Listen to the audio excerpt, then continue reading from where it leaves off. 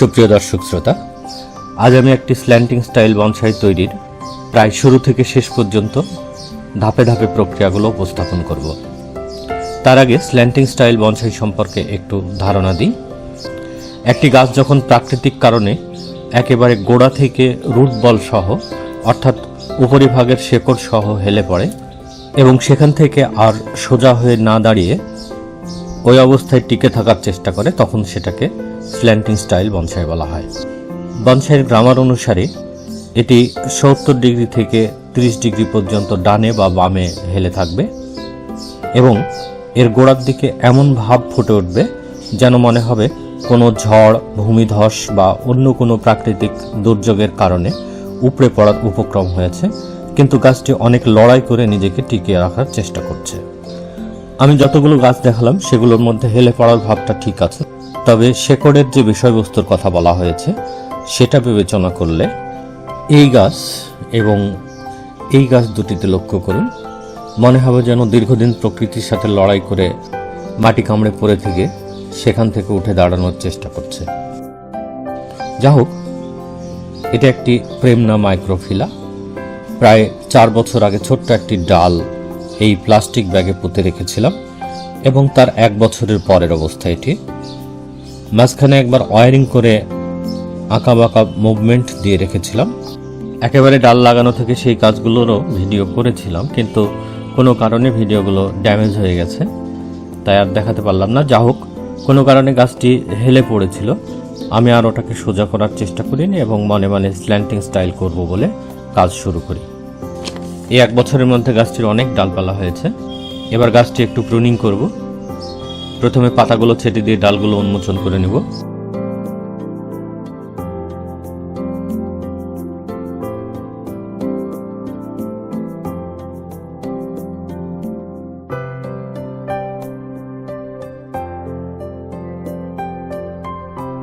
এবার ডালগুলো ছোট করে দেব। মনে রাখবেন, বনসাইয়ের ডাল একেবারে মাপ মতো বড় করে কাটলে সেই ডালের মুভমেন্ট ভালো হয় না, তাই ছোট করে কেটে 2-3 ধাপে বড় করে নিলে প্রতিবার কাটার স্থলে যে নতুন ডাল বের হয় সেখানে চমৎকার মুভমেন্ট তৈরি হয়। এই ডালটি অন্য ডাল থেকে চিকন ও দুর্বল আছে, তাই এটাকে কাটলাম না। এর ফলে দ্রুত মোটা হয়ে অন্য ডালের সাথে ব্যালেন্স তৈরি করবে। এবার গাছটিকে প্রচুর খাদ্য দিয়ে মাটির পটে বসাবো যাতে দ্রুত মোটা হয়। প্রেমনা সহজে মোটা হতে চায় না, তবে বেশি করে খাদ্য দিয়ে বড় পটে বসালে খুব তাড়াতাড়ি মোটা হয়। শেকড়গুলো বের করে দিয়ে গেলে ওগুলো তাড়াতাড়ি মোটা হয়। এগুলোকে সারফেস রুট বলা হয়, যা একটি বনসাইয়ের সৌন্দর্যের জন্য খুবই গুরুত্বপূর্ণ।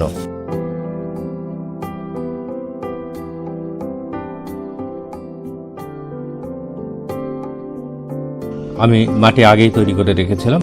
মাটি তৈরির আমার ভিডিও আছে, উপরের আই বাটনে ক্লিক করে সেটি দেখে নিতে পারেন। গাছটি এভাবেই হেলিয়ে লাগিয়ে দেব।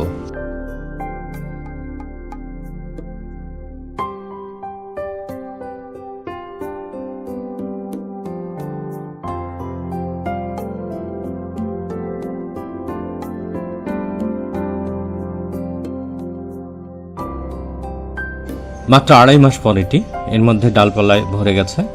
আবারও প্রুনিং করে দেব।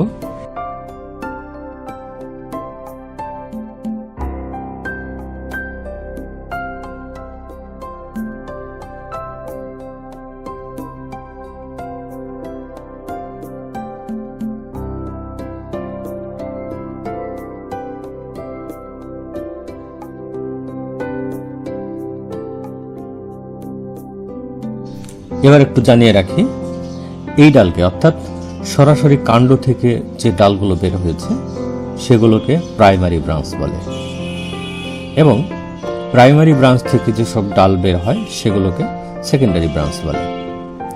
আমি প্রাইমারি ব্রাঞ্চগুলোকে কিভাবে নিয়েছি একটু দেখুন। এটি ফার্স্ট ব্রাঞ্চ, তার বিপরীত পাশে এটি সেকেন্ড ব্রাঞ্চ, এর পেছনে দেখুন এটি থার্ড ব্রাঞ্চ। এটাকে ডেপথ বলা হয়। একটি বনসাইয়ের পরিপূর্ণ রূপ দিতে উন্নত একটি ডেপথের ভূমিকা অত্যন্ত বেশি। এরপর এখানে একই জায়গা থেকে 2টি ব্রাঞ্চ 2 দিকে বেরিয়েছে। হিসাব অনুসারে ফোর্থ ব্রাঞ্চ সেকেন্ড ব্রাঞ্চের বিপরীত দিকে হয়, তাই এটাকে কেটে দিলাম। এবার এটা হবে 5th ব্রাঞ্চ, তাই এটাকে কাটলাম এবং 6th ব্রাঞ্চ থেকে এই সবগুলো ব্রাঞ্চ এর সমন্বয়ে একটা অ্যাপেক্স তৈরি করব। এখনো ভালো মতো তৈরি হয়নি।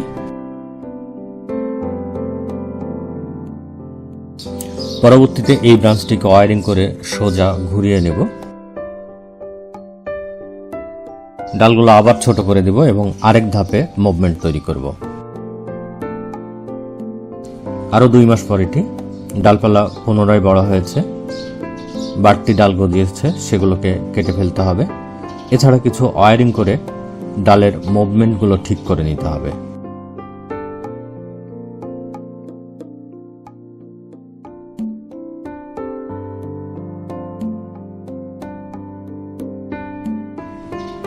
পেছনের এই ডালটিকে একটু বাম দিকে সরিয়ে নিতে হবে।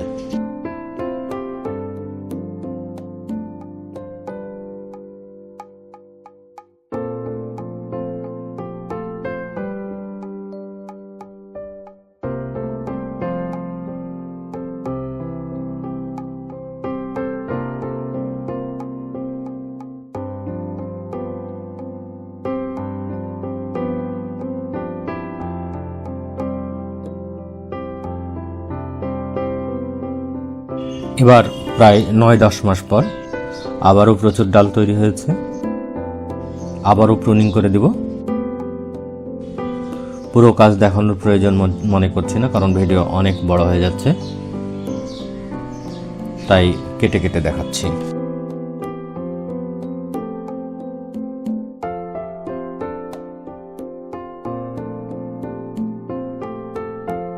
এই ডালটি উপরের দিকে তুলে নিতে হবে, অনেক মোটা হয়ে গেছে, তাই তারটাও মোটা লাগবে। আমার ওয়্যারিং এর উপর চমৎকার একটি ভিডিও আছে, উপরের আই বাটনে ক্লিক করে অথবা ডেসক্রিপশন বক্সে দেওয়া লিংকে ক্লিক করে দেখে নিতে পারেন।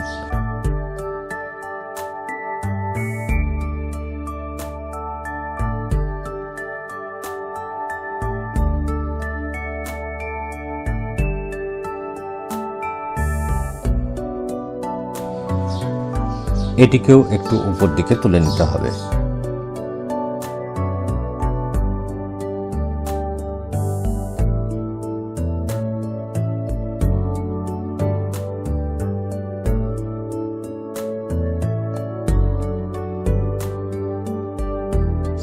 এবার 1.5 বছর পর এলাম। এর মাঝে কয়েকবার প্রুনিং রিপোর্টিং করেছি। শীতে পাতা ঝরার পর নতুন পাতা গজাতে শুরু করেছে, ফাঁকে ফাঁকে অনেক ছোট ছোট ডাল মারা গেছে, সেগুলো একটা একটা করে বেছে কেটে ফেলতে হবে। খুব সংক্ষেপে এবং টেনে টেনে দেখাচ্ছি, যদিও কাজটি করতে পুরো 1 ঘন্টা সময় লেগেছিল।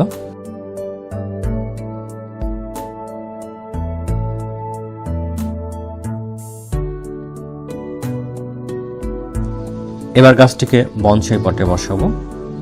প্রথমে বড় টব থেকে তুলে নিব।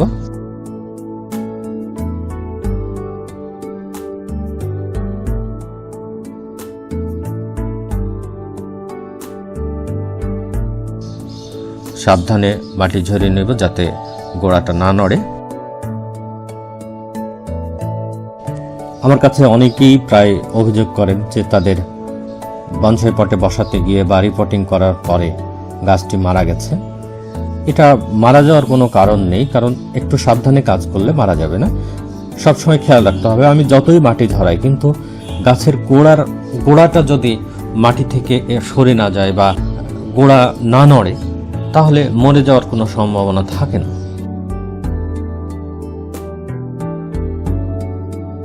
সারফেস রুটগুলো আলগা করে নিব।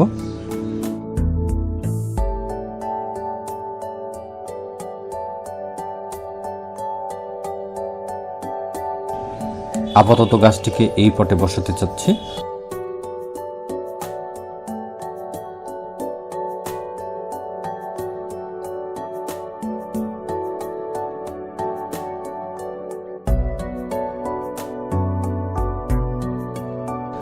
যেহেতু গাছটি বাম দিকে হেলে আছে, তাই গোড়াটা ডান দিকে একটু চেপে বসাবো যাতে ব্যালেন্স ঠিক থাকে।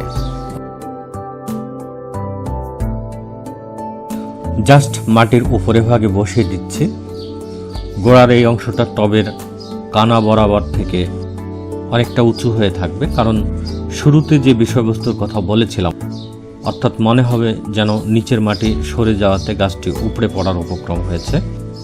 তবে একবারে সেটি করতে গেলে গাছটির জন্য একটু রিস্ক হয়ে যাবে, তাই এবার একটু গভীরেই বসিয়ে দিচ্ছি। পরবর্তীতে রিপোর্টিং করার সময় আরও চেড়ে দেব উপর দিকে, এবং টবের ডিজাইনও একটু চেঞ্জ করে দেব যাতে মূল থিমটা আনতে পারি, এবং সে কাজটি অবশ্যই আপনাদের সাথে শেয়ার করব।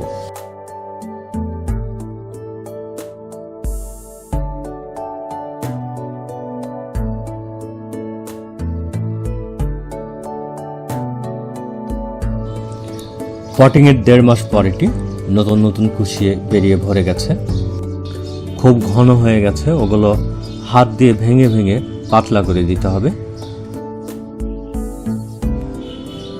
পুরোটা দেখাবো না, কিছু অংশ দেখাচ্ছি। দেখুন, এভাবে কাজটি করতে হবে।